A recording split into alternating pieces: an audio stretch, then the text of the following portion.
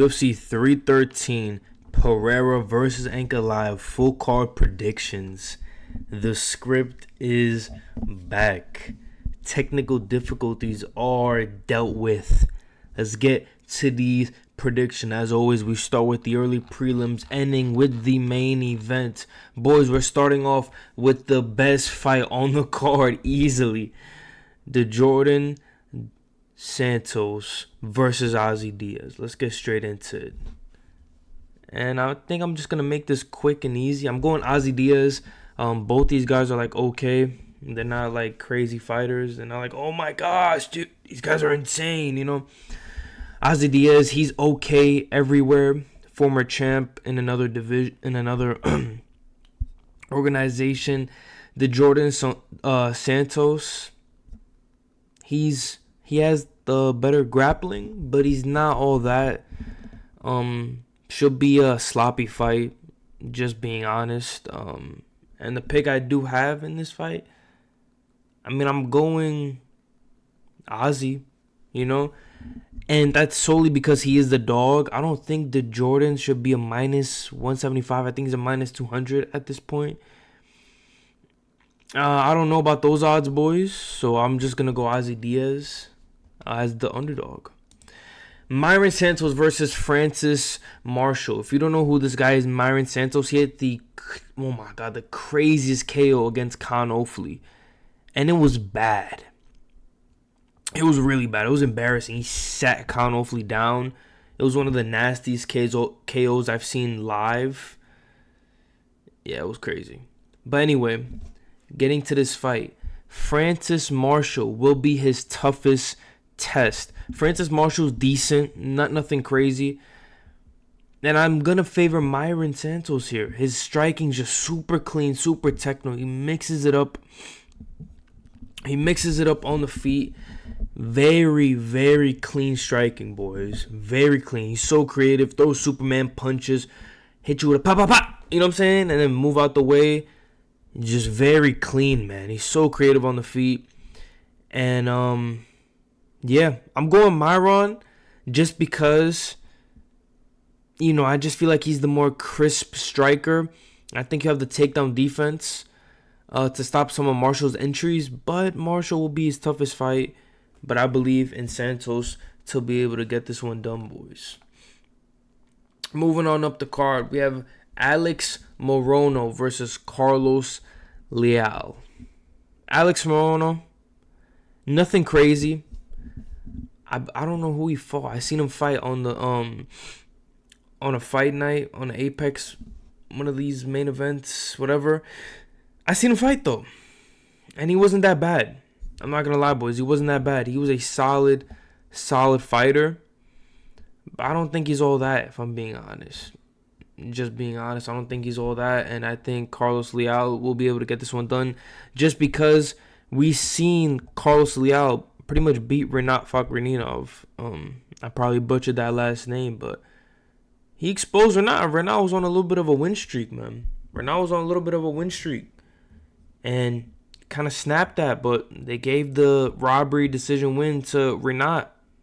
So, and also Carlos can get the takedowns if needed.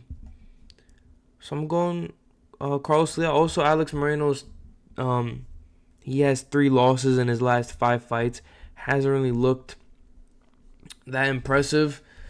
So for that reason, boys, we're going Carlos Leal. We have Bruno Ferreira versus Arman Petrosyan. Arman Petropump. Arman AP. Always throwing punches. Arman, you're done, bro. Yeah, we're going to go ahead and pack Arman Petrosyan up. Now, but let's break this down. Bruno Ferreira. Almost none of his fights go the distance. If he wins the fight, it's by finish. All of his wins are by finish. He's never seen the distance. He's on the shorter side of middleweight. He's only 5'10". But with that being said, he has more tools in his bag to win this fight. Arman Petrosyan, if he doesn't get the takedown, I mean, if he doesn't throw punches, like, I don't know how to describe it, like, he's not gonna win. That's all. That's the only way he's gonna win. He just throws punches. Like that. That's his way of winning. He has no other way of winning, boys. Literally no other way of winning. Like, he's just kind of like a stand-up guy, you know? And what I'm trying to get at is, even though Bruno does be throwing these bombs, etc., I mean, boys, Bruno can actually grapple. And he can also make it a scrap if needed. Petrosian, Petropump, AP. Now let me stop. Let me stop the glazing. But Petrosian, he kind of just sticks to a game plan, and if Bruno needs to, he'll be able to shoot a takedown. Also, Petrosian is coming off that nasty highlight reel KO by Shada Magomedov, the double back, spinning back fist KO. Got put in the highlight. Bruno doesn't really display it, but like I said, he does have some solid grappling. And even though he's coming off a decision loss to Abus, where Abus was able to avoid some of those heavy punches and stick to that game plan, I think if Petrosian wins, it's mostly by just being technical on the feet, because he won't shoot any takedowns. And I think Bruno Ferreira, you have this guy, very pressure heavy, finishes his fights. The threat of just getting finished might get inside Petrosian's head. Also coming off a nasty KO loss. I just like my odds for Bruno. The pick will be Bruno Ferreira. Moving on up the card, we have Joshua Van versus Ray Surya. And I'm going Joshua Van. I thought Ray was supposed to be some prospect, bro. Why are they having him in his second UFC fight? Fight Joshua Van. Joshua Van has more UFC experience. He's the more active fighter. He fought 4 times in 2024. 4 times. While though Ray is a decent wrestler, doesn't really offer anything outside of that. He went 3 for 8 on takedowns in his last fight. Like, Ray's undefeated, but he's an undefeated fighter with little to no UFC experience, and that just sounds like a recipe for disaster. We've seen it happen time and time again, especially in the UFC recently. How many undefeated guys just, they go into the UFC and they're just going to lose. A lot of undefeated people are getting their O's taken in 2025. I think it was like something like 15 undefeated fighters in the UFC lost their O. And I think Surya is going to be another one. Listen, I'm not trying to hate, but I'm just trying to be honest. I don't think he's going to be able to get it done. The pick will be Joshua Van. Moving on up the card, we have Curtis Blades versus Rivan Kuniev. And boys, a lot of people, like, they might get a little, Rivan, undefeated. I think he's undefeated. He has 1 loss. They see this and they're like I don't know. I feel like a lot of Russian fighters, they just see a Russian undefeated fighter and they get like a little scared. Boys, I think Curtis Blades is gonna put an absolute beating on this guy. Only problem Curtis Blades has is like a chin problem. Honestly, we gotta see if his chin holds up. You know. But let's just get into it. Curtis Blades is versing a blob, and the only UFC experience that Kuniev has is off the Contender Series.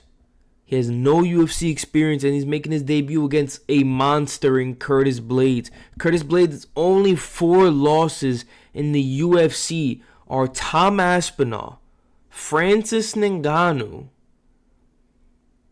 Pavlovich, and Derek Lewis, who knocks everybody out. And you're going to tell me that Kuniev making his debut is going to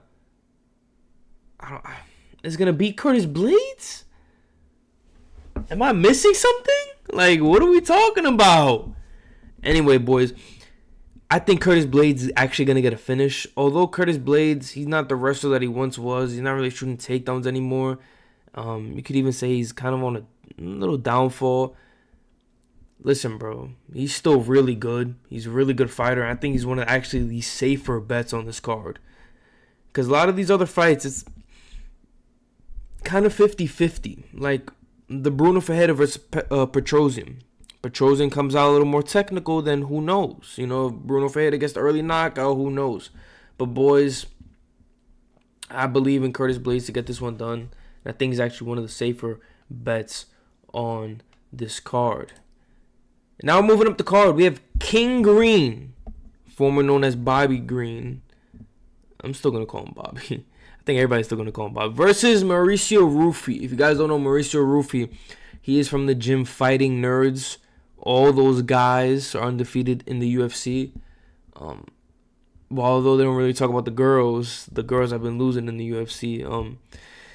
The Fighting Nerds have been undefeated in the UFC, and yeah, they're like on a crazy win streak. They're knocking everybody out. They look really impressive. And I think this pick is going to surprise a lot of people. Let's break it down though. Bobby Green coming off a bad loss to Paddy Pimblett. Got his arm, I think, snapped. He got put in a nasty triangle, got the arm bar with it as well. He tried a takedown on Paddy Pimblett for some reason. Pimblett just rolled with it, was able to get the triangle up, arm bar as well. Versus Mauricio Ruffi, and Ruffi looked really good in his last fight. He's just a crisp striker, looks like a Conor McGregor. He looks really good early on, but then towards the later rounds, he gasses out. And yeah, he just gasses out, but his striking so crisp to watch. It literally looks like prime Conor, just a bigger Conor, more dense Conor.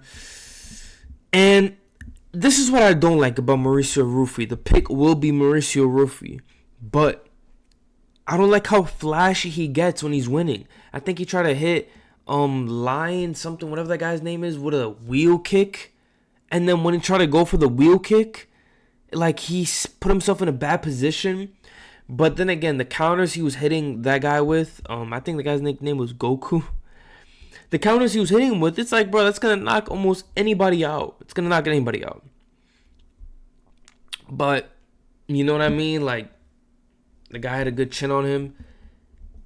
But I think as, you know, the older Bobby Green gets, more chinny, you know, if those counters land on Bobby Green, I think it knock him out.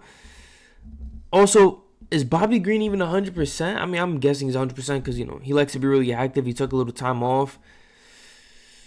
And I think his arm's a little broken, but Bobby is getting old. The pick will be Ruffi. Ruffi's on the Fighting Nerds, but I think he just will have the better striking. Hopefully he doesn't gas out like he did in that other fight. Amanda Lemos versus Izem Lucindo. I'm going Lucindo. Lemos didn't really look good in that title fight, and Lucindo is like 14, 15 years younger than Lemons, Lucindo under 2. No, let me stop. While Lemos does have more UFC experience, I don't think she'll be able to stand with the grappling of Lucindo. If Lucindo's able to land the takedowns, then this could look like a master class. But on the other hand, if Lemos is able to just negate that, not only negates the grappling, but just destroy Lucindo in the striking, then it's going to look really bad. But I think Lucindo with that takedown threat, we've seen a lot of fights in women's MMA when they just have that takedown threat, and they have a solid grappling background. They kind of just take over, in my opinion. I don't know about you guys, but I feel like they kind of take over. You know what I'm saying?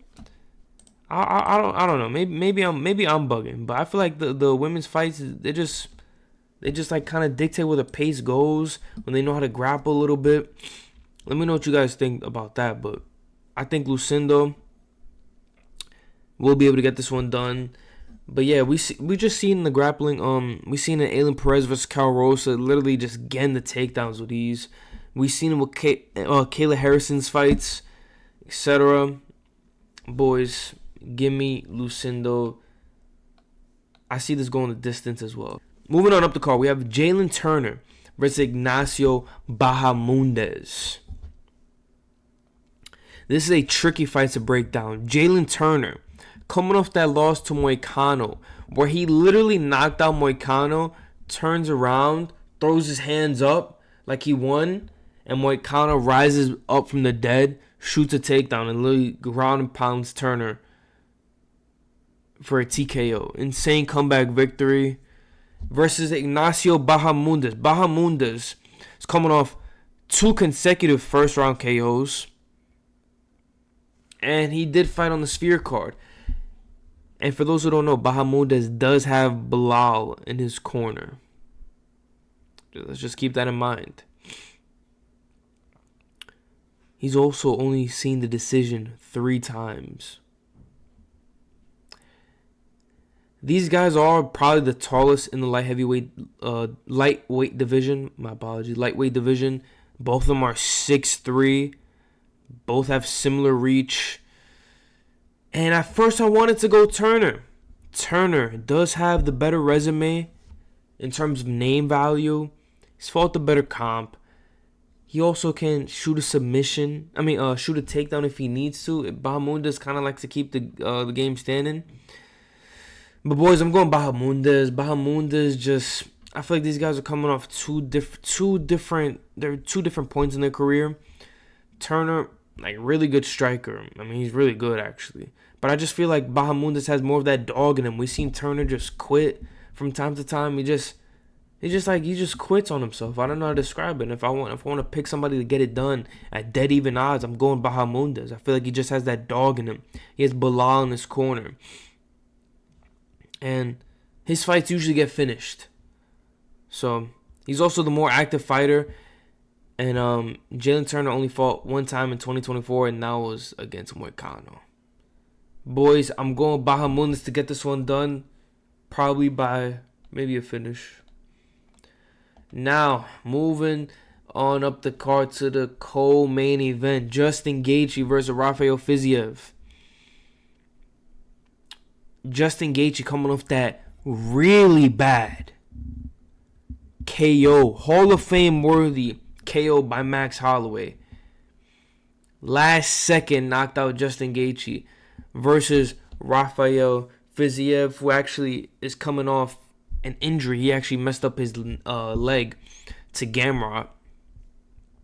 And this should be an interesting fight. Very interesting fight. They did fight already in 2023, and Justin Gaethje won by decision. And I think he's going to do the same thing again, boys. I don't know how Justin Gaethje was the underdog. He was the underdog. I don't know if these are the same odds anymore. He was the underdog. I don't know how Justin Gaethje was the underdog. I don't care if Justin Gaethje's coming off a bad Max Holloway KO. That's Max Holloway. What are we talking about? It's Max Holloway. Justin Gaethje's last 3 L's. It's 3 former champs. What are we talking about? Max Holloway, Habib, and I think another one of his losses. Oh, Charles Oliveira. 3 former champs. Though, sorry, bro. That's his last 3 losses. What are you talking about, man? I'm sad it's not Gaethje versus Hooker. I think that would have been, honestly, possibly fight of the year. That fight had so much potential, man. I was so hurt when Dan Hooker pulled out. But it is what it is, boys. I'm going Justin Gaethje. He's the more active fighter. And Fiziev's not active, man. Due to fucking hell, man. Due to his injury, I just feel like, what kind of Fiziev are we going to get? He's also stepping in on short notice. Coming off a loss. Both of them are coming off losses, but just Fiziev's time off, the supposed leg injury. And Fiziev is good like early on. He's not like, you can't really drag him into the deep waters. He's good early on. He starts to slow down, man. You know? I think this sleeper matchup, this still should be a really good fight. Was more hype for Dan Hooker, to be honest, but like I was saying, I just feel like just because Justin Gaethje's chin got cracked doesn't mean he doesn't have a chin anymore. I think Justin Gaethje still can keep up. I still think he has a decent chin after that Max Holloway. Like, bro, he wouldn't have lost that fight if he just didn't agree to the last 10 seconds. He wouldn't have got knocked out. He would have lost, but he wouldn't have got knocked out that bad. I think Justin Gaethje's chin is really still decent. And I think Gaethje is way more technical now. He's not much more of a swing meaty hooks type of fighter. And I think he should be able to get this one done, boys. I believe in bro to get this done. And then we have hey Alex Pereira Shama versus Magomed Ankalaev. At first, boys, at Ankalaev winning this solely off the fact that I was like, listen, all he has to do is literally shoot a takedown. All he has to do is run to Alex Pereira and hug him for 25 minutes. But has he done that to any fighter? No. And I don't think he's going to start today. Alex Pereira has the low kicks. We've seen Ankalaev's chicken legs get destroyed. Alex Pereira has the longer reach. Significant longer reach, too. I'm not going to lie. Like 4 inches in reaches. You know? And not only that, but Alex Pereira needs to only touch you once and KO you. It doesn't matter. People can say, "Oh, Ankalaev's never gotten chin, bro." It doesn't matter if you have a chin against Alex Pereira. It does not matter if you have a chin. But fucking Yuri had a chin. He took that away. And Ankalaev has only really beat one notable person, and that's Rakic. Johnny Walker doesn't count in my opinion. Like, the only person notable that Ankalaev beat is Rakic. And Pereira undoubtedly has the better striking and better distance management. I think this is what it's going to come down to. It's going to come down to Ankalaev he has to use the wrestling. He has to use the wrestling on some Marab shit, bro. Like, he can stand with Pereira, right? I think he can stand for a certain amount of time. There is a time limit on which I think he can actually, like he has to shoot a takedown in this fight. Everybody picking Ankalaev, they know he has to shoot a takedown. It's not like Ankalaev's going to come in here, he's going to knock out Pereira. I don't even think he's going to knock out Pereira. And if he does, bro, congratulations. Like, you know what I'm saying? No one really seen that coming. Like, I get it. He's a solid striker, but man, like, Ankalaev's chin, Alex Pereira's chin is also pretty decent. People like, yeah, the Izzy fight. Okay, but the weight drain, man, at 205, there's a solid chin. Like Khalil Rountree cracked him, but listen. It's Khalil Rountree as well. So Khalil Rountree gave Alex Pereira his toughest fight, and I think Alex Pereira get this one done. I just think the left hook. Although a lot of people might argue as well, like Alex Pereira struggles with southpaws, bro. His last 3 fighters were southpaws, no? Like, you had Jamal Hill, you had Khalil Rountree, and then I believe Yuri switches stances. But like, bro, like he doesn't. Can we get rid of that narrative? Like, yeah, he does better with orthodox, but does he really struggle with southpaws if he's beating them? You know. But yeah, boys, I just feel like Ankalaev's resume is not all that. He's 2-2, 2 draws, and 1 draw and 1 no contest. Yeah, he went to a draw with Jan Blachowicz. I forgot that was another guy that was like comp, and he didn't beat Jan Blachowicz. Jan Blachowicz was kicking the hell. Obviously, Jan Blachowicz can go shin to shin with a guy, but like, he's really special when it comes to that. He'll low kick you, but he'll go right to the shin just because he has these fucking strong ass shins. But anyway, he was giving Ankalaev problems with them low kicks, bro. And like, yeah, although he did check Rakic's low kicks, bro, Alex Pereira's low kicks are way sneakier than Rakic's, bro. Alex Pereira has the sneakiest low kicks in the game. And that's just facts. But yes, boys, I think that's the breakdown. If Ankalaev gets this done, I say by decision. But there's always that alternate universe where Ankalaev is able to just hold Alex Pereira down and get some nasty ground and pound and get him out of there. I think Alex Pereira's gonna surprise a lot of people because Magomed is the most well-rounded guy he's fought. But I don't think it's gonna matter. I really don't think it's gonna matter, boys. I think Alex Pereira is gonna be able to get this one done. And yeah, that's the breakdown, boys. I appreciate you guys for tuning in. Subscribe to the channel. Let me know what picks you agree with, what predictions you don't agree with.